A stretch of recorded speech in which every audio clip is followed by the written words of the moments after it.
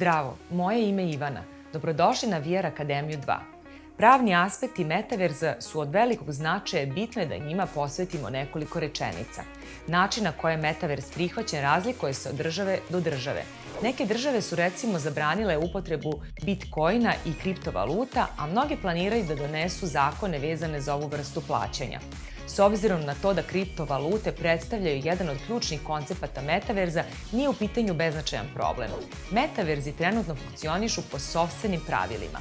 Međutim, kako se smatra da će u budućnosti imati sve veći broj korisnika i da će tehnologija napredovati, pitanje pravne regulative će postajati sve prisutnije.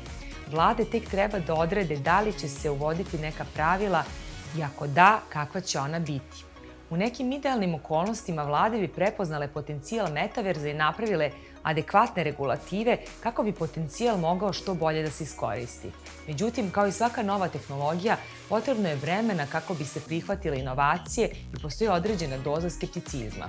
Bez obzira na ograničenja, ukoliko vas zanima da se uključite u metavers, svakako postoje bezbedni načini da to učinite. S obzirom da se platforma razvija, sve će veći broj ljudi biti uključen u metavers, bilo da su sami korisnici ili da žele da u njemu posluju. Ukoliko vas interesuje primjena ovih tehnologija, ključno je da se što bolje informišete o daljem razvoju metaverza i da se edukujete sada dostupnim informacijama. Pravni aspekti metaverza su bitna tematika. Ne kažemo da je neophodno da budete pravnik, ali vam bolje informisanje o osnovama pravne regulative može biti od velike pomoći u daljem razmatranju poslovanja u okviru metaverza.